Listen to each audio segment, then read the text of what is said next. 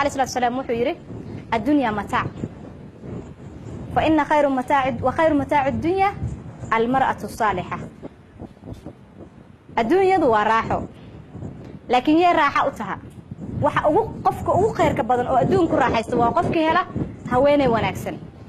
وماش هذا إنجليش كان كده أنا إنجليش مركلا فيرنا يو every successful man there is a behind of women نينكست أو جولسته وحكدم بيس جبر that means نينك هذا مرور ببريورتي كواسيسي waxaad soo saartay aabihi carruurtaada nin islaameed maadan soo saarin guriga hooyada markaad joogtay wax kasta waa helaysa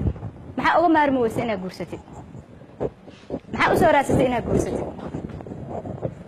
haddaadan nolol isa siinayn asagii haddaadan siinayn asagina aadan ka keensan karin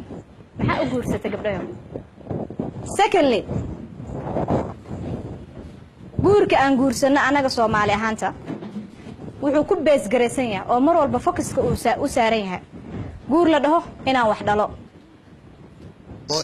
hada intiina hada adin weydiyo aan dhaho maxaa u guursatay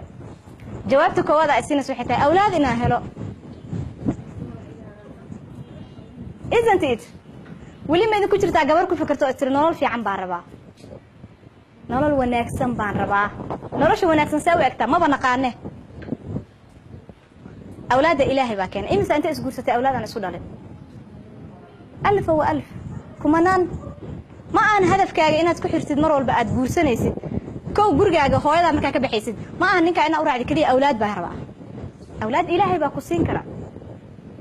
أسار الزاقة أولاد إلهي باكوسين كرا لكن وأين ترى هذا مركن جورسنا يو وحقوق جورسنا يا nolol fiican qof wanaagsan inaa helo waayo qofna qofka kala garabkiisa kama maarmo wiilasha kama maarno gabdhaheena wiilashina nagama maarmaan laakiin waxaan dhahnaa bariyahan waxa socota arin la dhaho wiilasha Soomaaliyeed romantic ma ahan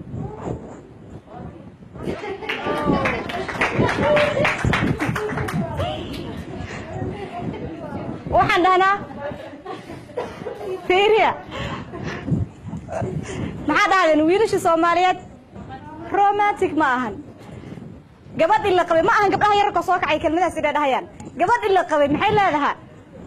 wallahi billahi nimanka Soomaaliyeed nolol ma leh waan iskala noolna awlaadaas dartoodan kula noolna isn't it macnaheedu ma ahan gabdhaha hadda soo kacay kaliya inaan ka hadlayo wartan la qabo waraysta maxay ku leedahay wallahi ilaahay ba awlaad iga siiya ma ahane awlaadaas dartiisa ula joogay ma la joogeenba لكن ويلاش maxaa aad loo saaray mis weydiiseen have you read yourself adiga ma is akhrisan horta wiilasha Soomaaliyeed romantic yaa ka dhigi kara idinka ka dhigi kara raga cadaanka ala tartamana aleenay nolosha wax ka yaqaanaan way fahansan yihiin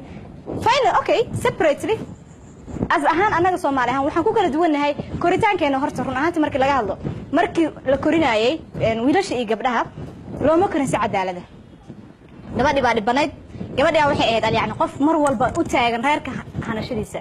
ninka Soomaaliyeed horta reer hanashadiisa waxba kama yaqaan oo markaa guursanaysa taa ogo wuxuu yaqaanaa kaliya in la dhaho bariiska waa dhamaaday baastadan way dhamaatay secondly laakiin mid aan ku eedeena maxay tahay wiilasha Soomaaliyeed naxariisna ma siiyaan wiilasha Soomaaliyeed hadal fiican nagula ma hadlaan wiilasha Soomaaliyeed jacaylna ma siiyaan laakiin wiilasha Soomaaliyeed anaga jacaylka daanasan xagee buu jacaylka uga imaanayaa kulata markii hooyadii soo barbaarisay cadaalad darro ay ku soo barbaarisay adigii uu ku qabay markuu ku yimid oo aad albaabka inta u soo riixday aad gabdha banaanka sheeko ula fariisatay xagee uga imaanaysaa romantic inuu noqdo wiil Soomaaliyeed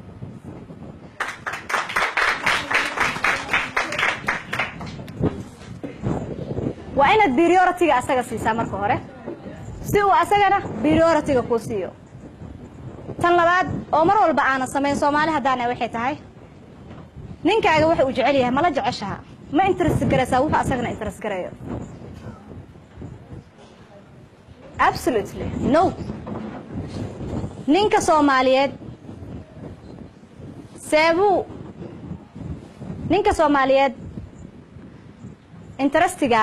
interestigiisa markaas siisid wuxuu ku siinayaa adigana interest for example tusaale waxay jecel yihiin wiilasha Soomaaliyeed oo kale waxa laga yaabaa ninka ku qaba inuu jecel yahay inuu intuu habeenkii soo baxo markuu casheeyo soo baxo oo banaanka fadhiyo soo fariisto oo film geysto ama ciyaar geysto ama sama some habits dabeecadaha qaar ragga baa leh laakiin maxaan sameynaa waa isbuusana afkaa taageynaa qolkaa tagaynaa waxaan leeyahay ninka maanta dhan sugaya cashada u sameynaayo walaahi bilaa wax niyaday ma buu hayaba kan waxaa laga yaabaa asaga interestigiisa inay halkaa gashay horta goormaa qofka soo jiidan kartaa waxa uu rabo kasta markaa u samaysa wuxuu jecel yahay ku taageer soo ag fariiso markuu TV-ga daaro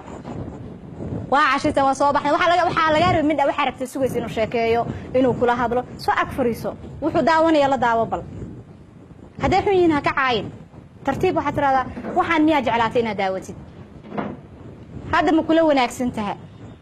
waxaa laga yaabaa habeenada u horeeya inuu si kulul kuugu jawaabo laakiin markaad habeenka ku xiga aad habeen walba inta u timaado aad tirahdid ma waxaad daawanaysaa barnaamijkaagii maalinka dambe waxaa kuu fududaanaya inaad qofkaas ka soo jeedisid barnaamijka maadaama adiga aadan rabin sidoo kaleeto ninkaaga mar walba appreciation ma u subisay yani ma u mahad celisay weligaa ninkaaga ma u mahad celisay ma tiri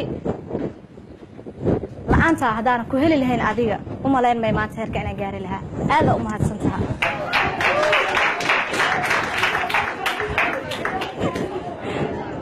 weligaa ma istiri aamusa wax yar asmaqalno